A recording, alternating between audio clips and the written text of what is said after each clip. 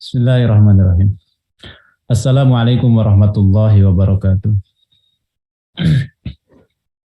Bismillahi masyaallah, la yasukul khaira ilallah. Bismillahi masyaallah, la yasrifu su'a ilallah. Bismillahi masyaallah, makana min ni'matin faminallah. Bismillahi masyaallah, la haula wa la quwata illa billah. Alhamdulillah wassalatu wassalamu ala rasulillah wa ala alihi wa sahbihi wa mawalah.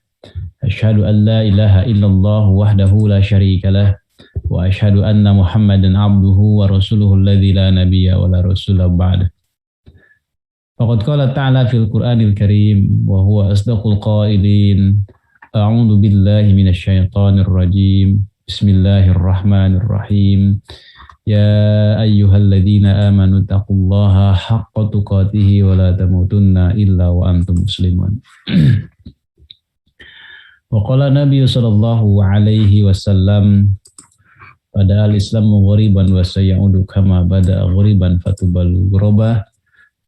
Wa qala aidan satakunu hijratun ba'da hijratin fakhiyaru ahlil aradi alzamuhum muhajara Ibrahim.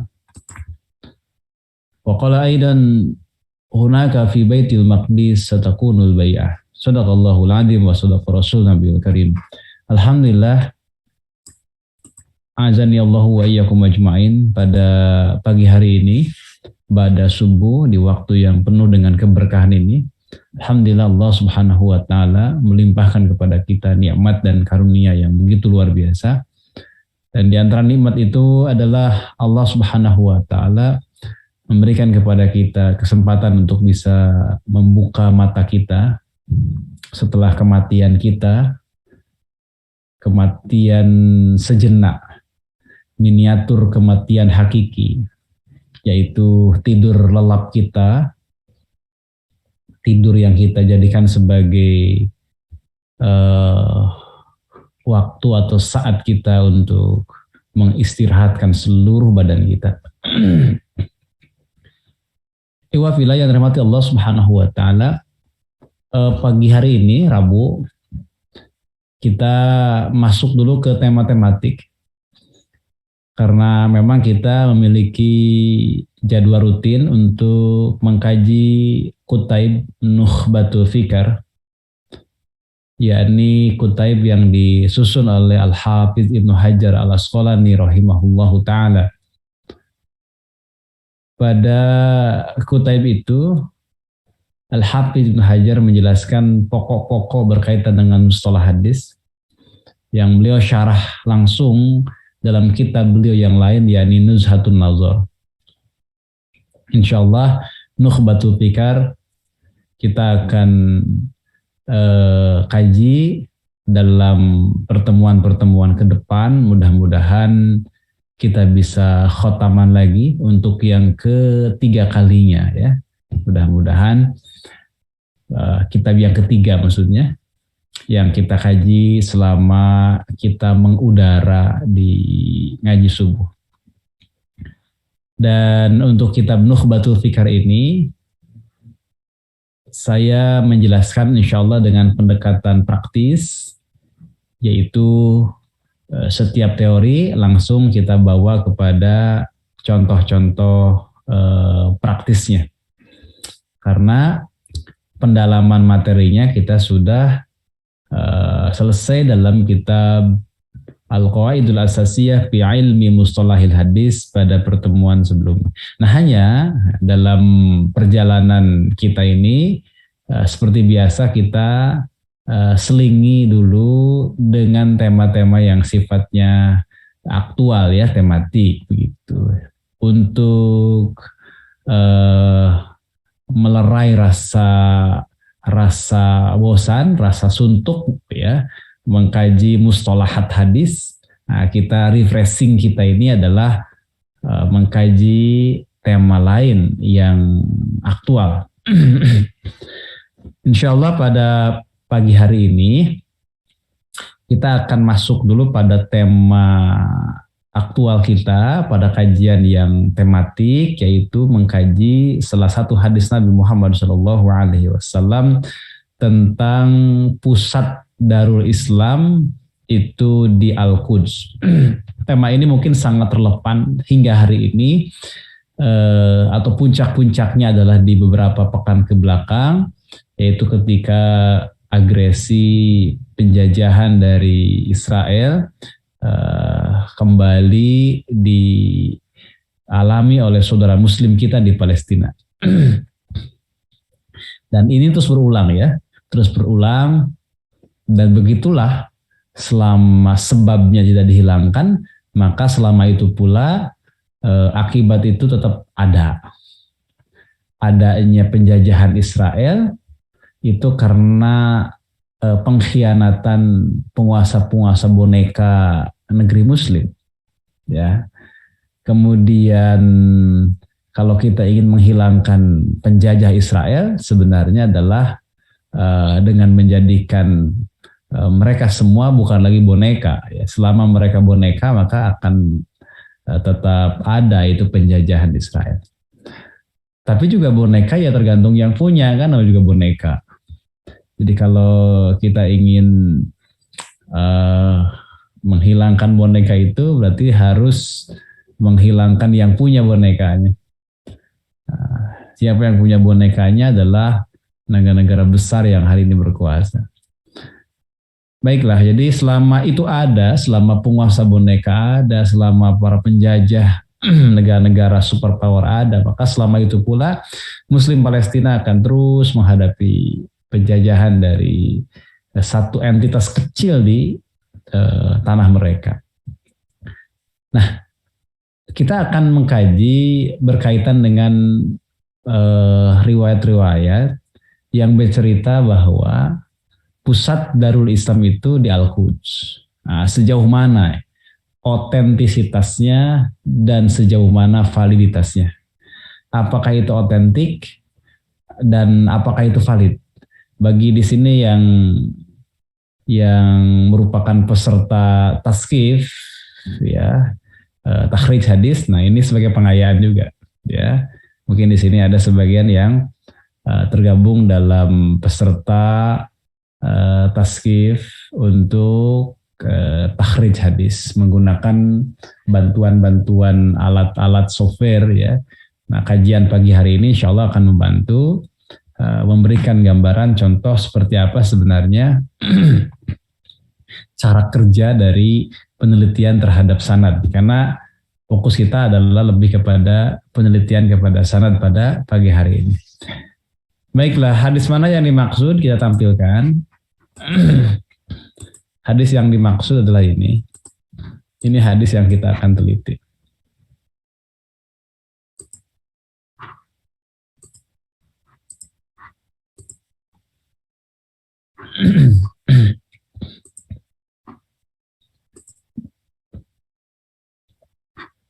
Insya Allah sudah tampil ya. Jadi kita akan memberikan penjelasan dalam hal ini adalah takhrij terhadap hadis bahwa pusat Darul Islam atau dalam istilah hadisnya adalah Uqdaril Islam itu di Al-Quds, di Baitul Maqdis. Seperti apa sebenarnya? Karena hadis ini tentu akan menjadi motivasi, akan menjadi targhib, bahwa Baitul Maqdis yang hari ini dinodai oleh tangan-tangan dan kaki-kaki kotor dari pasukan Zionis Israel itu akan kembali menjadi tempat yang terhormat, akan menjadi daerah yang mendapatkan kemuliaan dengan kemenangannya, akan kembali menjadi pusat dari Darul Islam, pusat peradaban Islam, ya, kalau berdasarkan hadis tersebut. Nah, kita ingin uji sekarang, sebenarnya otentik tidak, gitu, valid tidak. Kalau memang itu otentik dan valid, kan ini menjadi motivasi, ya, menjadi motivasi bahwa jangan khawatir, hanya tinggal menghitung waktu saja. Ini tinggal persoalan waktu saja bahwa Baitul Maqdis akan kembali, bukan hanya kembali ke pangkuan Islam. Kalau kembali ke pangkuan Islam itu sudah sudah ditetapkan, dijelaskan dalam banyak riwayat yang sahih, tetapi kembali akan menjadi pusatnya. Nah, kita coba akan perhatikan. Mana hadisnya? Hadisnya adalah ini. Ini hadisnya. Kita langsung ke matannya. Atau nggak apa-apa, kita mulai dari sanadnya saja. Ya, jadi salah di sini kita bacakan qara'tu bi khatti Abil Husain Muhammad ibn Abdullah Ar-Razi. Ana Abul Hasan Ahmad ibn Umair ibn Jausa. Anba ana Abu Amirin Musa bin Amirin. Anba ana Al-Walid bin Muslimin. Anba ana Marwan bin Janahin. An Yunusa bana Maisarah bani Halbasin. Qala Rasulullah sallallahu alaihi wasallam. Hadzal amru kainun ba'di bil Madinah, thumma bisyam, thumma bil Jazirah, thumma bil Iraq, thumma bil Madinah, thumma bi Baitil Maqdis. Wa idza kana bi Baitil Maqdis fa thamma uqru dariha walai yukhrijaha qaumun fata'uda ilaihim abada. Iwa fila yang dirahmati Allah Subhanahu wa taala, mari kita perhatikan riwayat ini memiliki sanad. Nah, setiap suatu riwayat, suatu khobar yang itu memiliki sanad, nah ini kaidahnya nih, yang memiliki sanad, maka berarti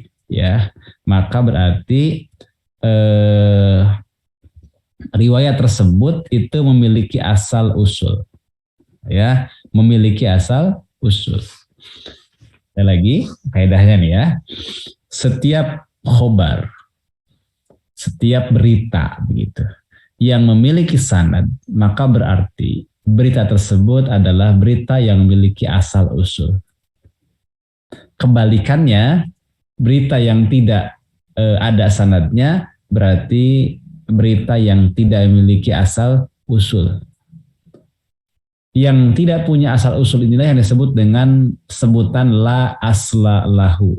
Nah, begitu ya. La asla lahu. Tidak jelas asal usulnya. Tidak ada sanadnya maksudnya. Nah, ini poin pertama yang perlu kita ketahui. Tapi kita belum bisa mengatakan bahwa ya kita belum bisa mengatakan bahwa hadis-hadis ya yang ada sanadnya itu sudah dipastikan otentik, belum ya. Karena yang namanya sanad ya bisa dikatakan saja bisa dibuat-buat gitu ya oleh oleh orang-orang yang tidak bertanggung jawab, oleh orang-orang yang memalsukan.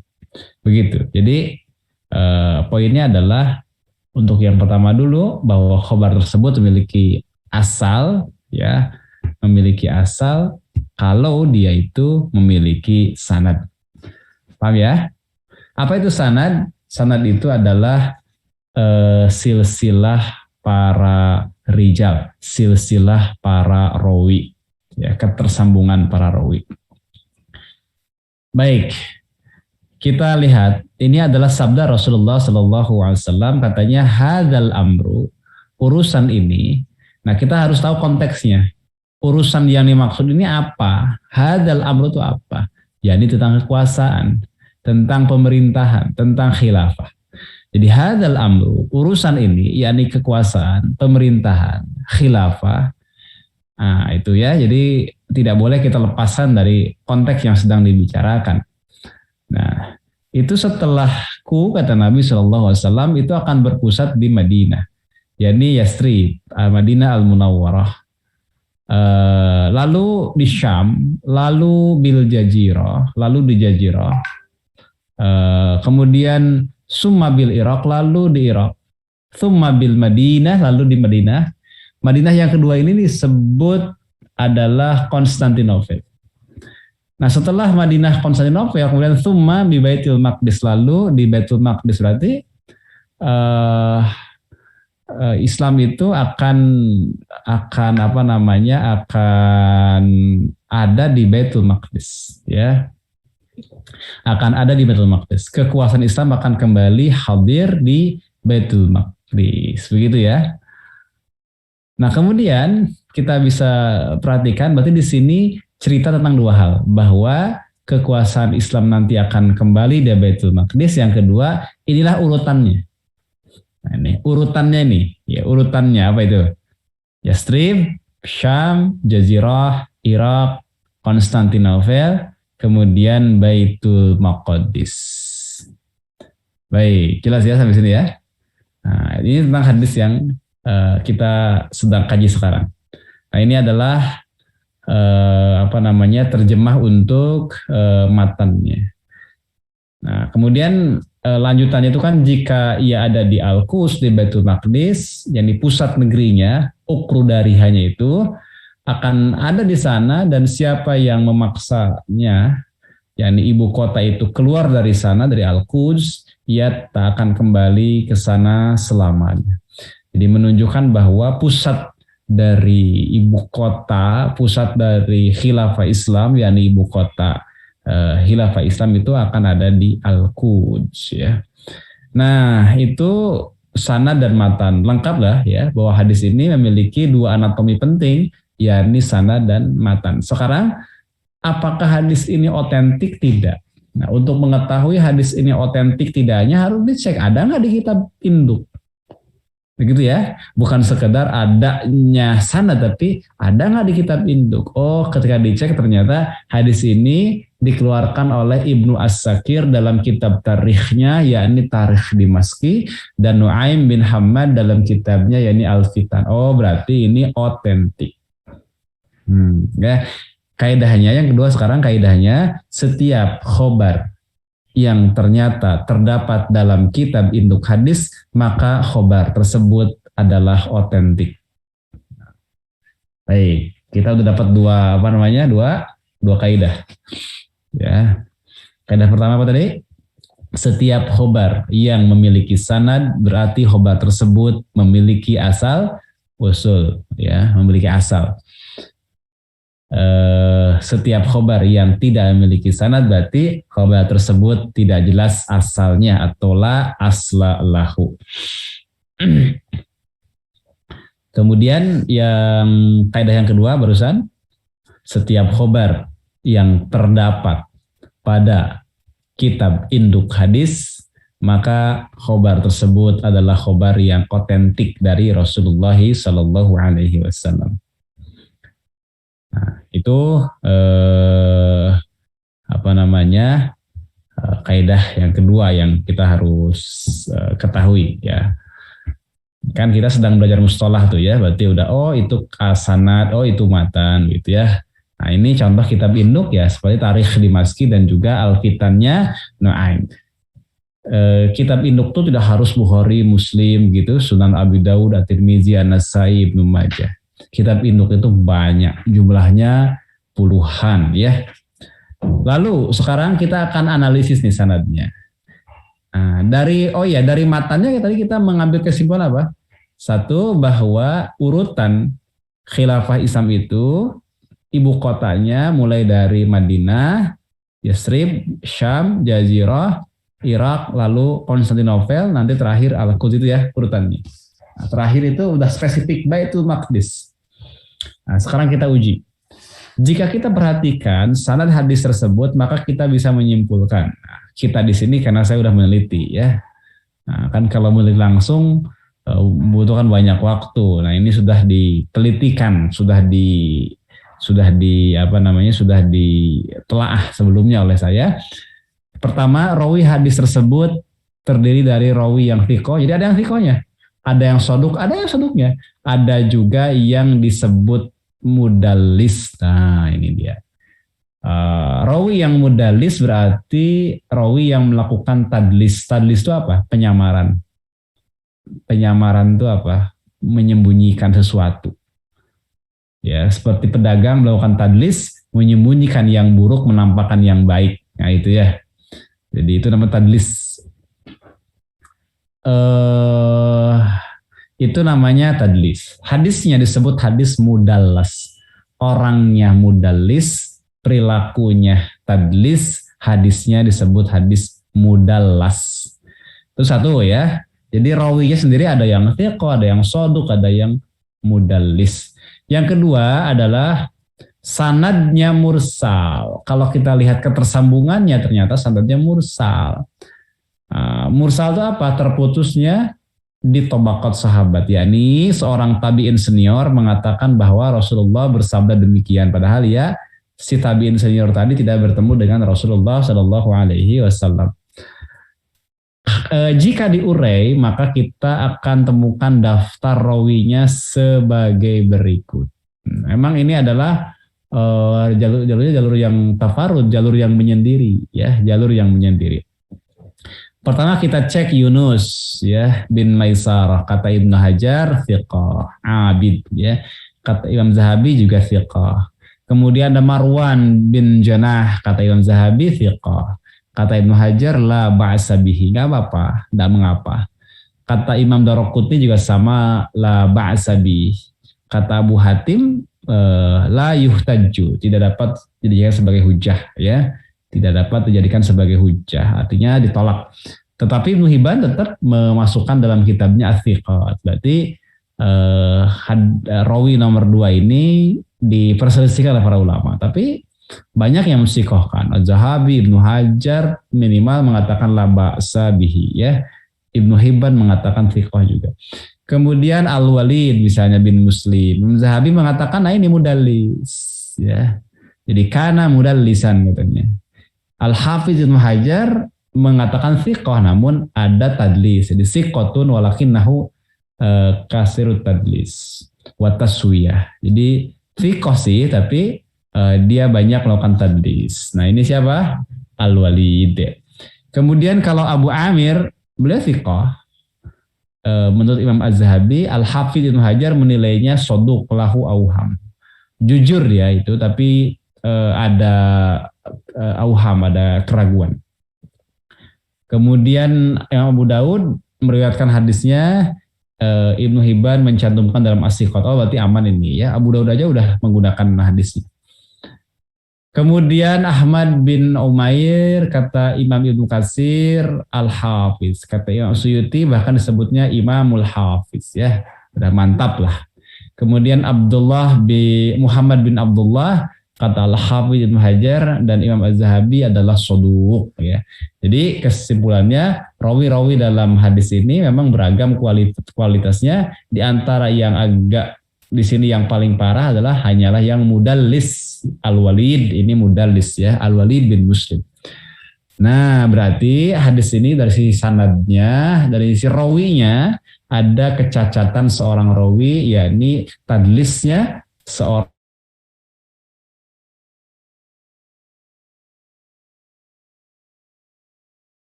Guys, suaranya masuk Ustaz?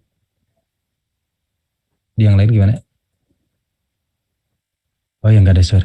Ya, sepertinya putus ya. Saya coba hubungi dulu Ustadz Yuwana ya di WA. Ya, ya betul ya. Memang terputus ya. Kita nantikan kembali ya untuk terhubung dengan guru kita Ustadz Yuwana. Tadi sudah menyampaikan beberapa poin penting dalam hal pengkajian sanadnya ya, hadis terkait yang mengabarkan bahwa Al-Quds itu adalah pusat Darul Islam. Nah kita sedang mencoba terhubung. Saya coba cek dulu ya di sini.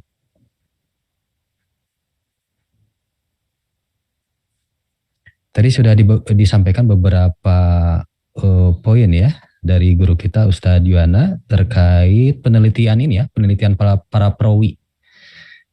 Ada yang saya catat ini ada sampai 6 perawi. Di situ ada catatan tersendiri. Yunus bin Maisaroh, Marwan bin Jurah, Al-Walid, kemudian Abu Amir, Ahmad bin Umair, Ahmad bin Rozi. Nah, masing-masing sudah ada catatan tersendiri. Ada yang levelnya siko, ada yang levelnya di bawahnya mungkin ya soduk, dan ada yang tercatat mudalis. Nah, nanti bagaimana pandangannya kita simak saja langsung nanti dari guru kita Ustadz Yuwana. Kita sedang coba terhubung. Nah, ini katanya memang ada putus koneksi, ini putus wifi katanya. Baik, mudah-mudahan bisa segera terhubung ya. Ini sedang asik-asiknya ya. Memang begini ya kajian online.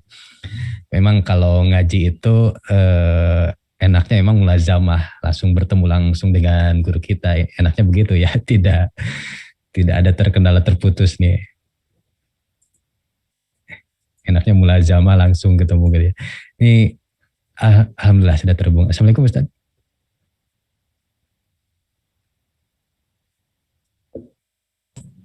Waalaikumsalam warahmatullahi wabarakatuh. Masya Allah, kenapa ini, ada apa ini? Ya Allah. Saya kira di saya yang gangguan ternyata di guru kita ya.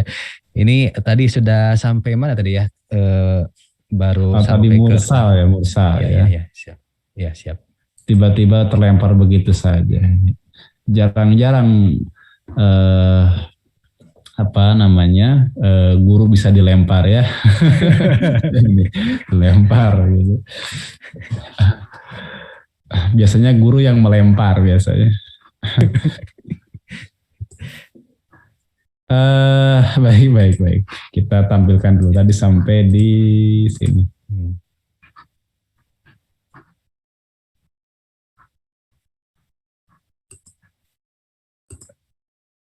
Nah,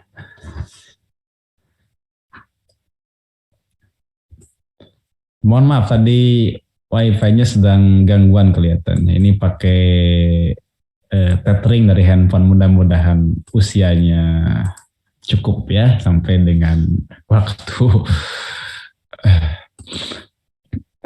Tadi setelah kita melihat rawinya ternyata ada tadlis. Nah, sekarang kita ingin lihat ketersambungan sanadnya. Dari sisi ketersambungan sanad, hadis ini mursal. Hadis ini adalah hadis mursal. Jadi Yunus bin Maisarah bin Halbas merupakan tabi'in yang siqat, tidak bertemu Rasul, ya, tidak bertemu Rasulullah Shallallahu Alaihi Wasallam. Namun beliau menyatakan bahwa Rasulullah telah bersabda. Artinya apa? Ada rawi pada tobaqat sahabat, pada level sahabat yang tidak disebutkan. Tobaqat itu leveling ya, ada 12 tobaqat ya, pernah kita kaji. Apa saja tobaqat itu? Yang 12. Nah, ada tobaqat pertama, tobaqat sahabat. Nah, para ulama beda pendapat memang ya soal kehujahan hadis mursal. Ada yang menerima ya, mengatakan makbul, ada yang menolak, mengatakan mardud. Jumhur ahli hadis memang mengatakan mardud secara mutlak. Tapi kalau para fuqaha itu mengatakan makbul secara mutlak. Makanya kan seperti Imam Malik, Imam Ahmad itu menerima hadis mursal sebagai hujjah. Ada juga yang menerima dengan syarat seperti Imam Asy-Syafi'i ya. Syaratnya adalah kalau tabiinnya senior diterima. Nah, ini kan termasuk tabiin senior nih. Sehingga hadis ini dalam kategorinya Imam Asy-Syafi'i diterima. Gitu. Dan prinsip utamanya adalah semua sahabat sudah dipastikan adil. Kullu sahabati udulun. Imam As-Syaikh Al-Alamah Taqiyuddin An-Nabhani rahimahullahu ta'ala kan termasuk yang mengikuti manhajnya fuqaha dalam penerimaan hadis mursal ini.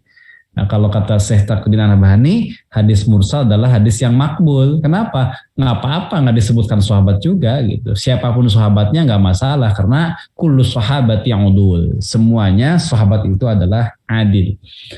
Nah, jika kita menerima kemursalan hadis ini, nah, jadi kita anggap saja menerima kemursalan hadis ini. Karena terputusnya rawi sahabat tidak memadrotkan hadis, baik secara mutlak atau dengan syarat. Tetapi jika diteliti lebih cermat, ada beberapa rawi yang diperdebatkan oleh para ulama meski itu sangat samar. Ya, itu kecacatannya cacat yang samar lah, ilat. Ya. Rawi tersebut adalah ada Marwan bin Janah yang menepati derajat Hasan. Sebagian mengatakan siqah, tetapi Abu Hatim mengatakan hadisnya tidak dapat dijadikan sebagai hujah. Ada juga Al-Walid, ya. Al-Walid disebutkan sebagai seorang siqah namun melakukan tadlis, gitu ya. Dalam bentuk tadlis taswiyah. Apa itu tadlis sudah pernah kita bahas. Nanti kita akan juga bahas di dalam ngaji Nukhbatul Fikar, ya. Nah, jadi ada dua rawi nih yang jadi sorotan, Marwan bin Jana, tapi nggak apa-apa kalau itu sih ada masih banyak yang mensikapkan. Yang kedua adalah Al-Walid. Al-Walid termasuk dikatakan tadlis. Baik itu ya. Dari sisi apa? Sanadnya. Berarti ada dua catatan. Pertama, rawinya yang diperbincangkan. Yang kedua, kemursalannya. Tapi kalau kemursalan, para fuqaha menerima kan hadis mursal sebagai hujah. Tinjauan matan sekarang. Secara makna hadis ini ada kejanggalan. Jika dibandingkan dengan riwayat yang lebih thiqah yang mengabarkan terkait dengan kabar gembira kembalinya khilafah. Misal dalam riwayat Ibnu Athir dalam An-Nihayah fi Ghoribil Hadis bahwa ukru daril Islam itu di negeri Syam gitu. Bukan Baitul Maqdis, tapi negeri Syam. Nah, kalau peneliti hadis memang harus cermat. Sama aja kok gitu ya. Syam juga kan di dalamnya termasuk Baitul Maqdis. Oh enggak, ini sedang kita menguji riwayat gitu ya. Kita sedang menguji riwayat. Riwayat yang sahih itu adalah Baitul Maqdis atau Syam. Gitu. Jadi kita yang kecil-kecil pun kita harus teliti dengan sangat seksama. Nah, dalam hadis yang sahih justru ukru daril Islam itu di Syam. Apa itu Syam? Adalah daerah yang mencakup Yordan, Syria, Palestina, Libanon, dan bagian dari Irak. Artinya bahwa Baitul Maqdis pun kan bagian dari Palestina. Berarti Baitul Maqdis juga bagian dari Syam. Tapi kita sedang menguji riwayat nih, sedang menguji di sini adalah mana riwayat yang lebih kokoh ketika menjelaskan sebuah matan hadis, apakah memang matannya adalah Baitul Maqdis ataukah Syam. Nah, riwayat sebagai berikut. Yang pertama adalah dalam Sahih Ibnu Hibban dikatakan wa ukru daril mu'minina asyam. Jelas tuh. Dalam Ibnu Hibban dikatakan pusat darul mu'minin adalah Syam. Yang kedua adalah Musnad Ahmad bin Hanbal dikatakan ala inna ukra daril mu'minina asyam. Ketahuilah bahwasannya pusat dari darul mu'minin adalah Syam.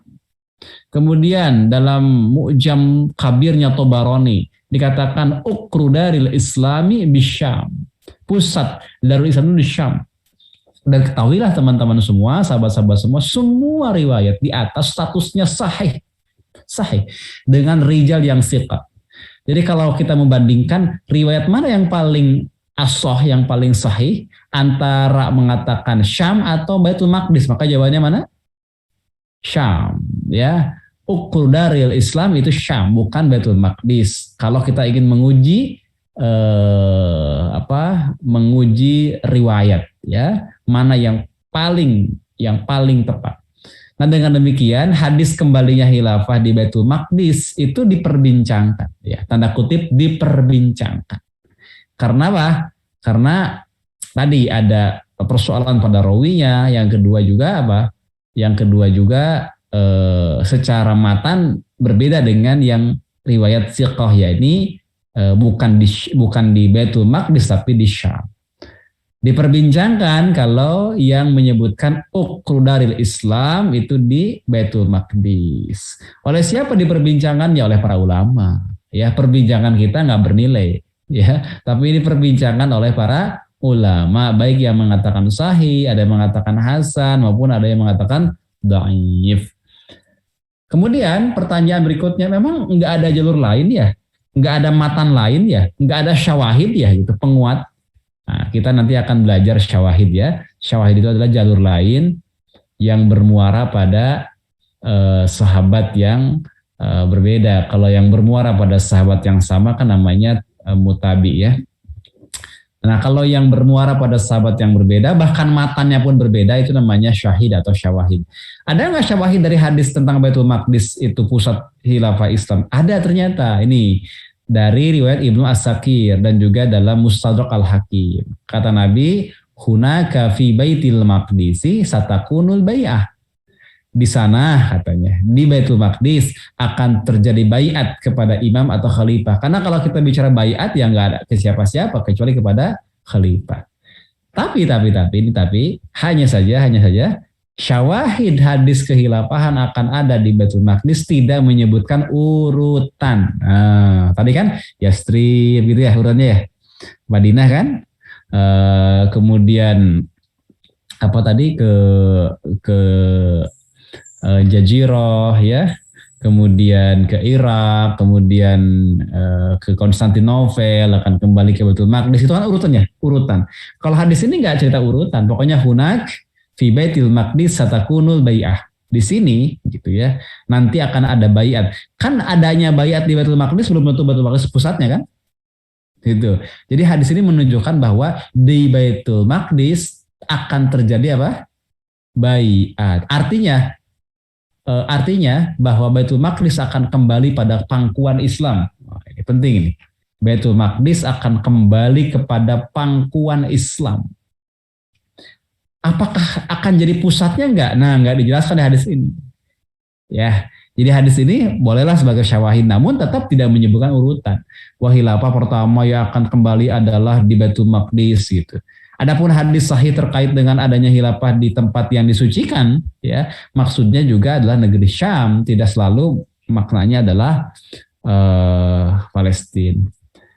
Hadis yang berikutnya, nah ini juga dalam hadis ini katakan al-ardul muqaddasah.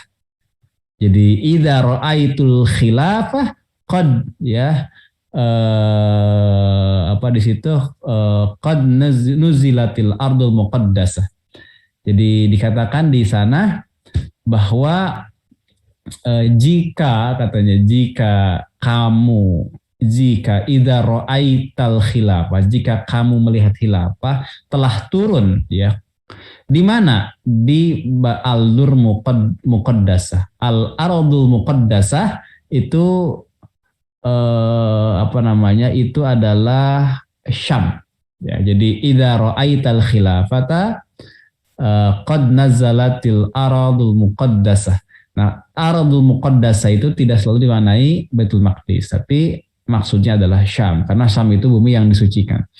Nah, jadi nggak spesifik nih Baitul Maqdis di hadis ini. Hadis riwayat Abu Daud, Ahmad dan Al-Hakim. Padahal ini sahih. Ada juga hadis sahih yang lain, ini sahih.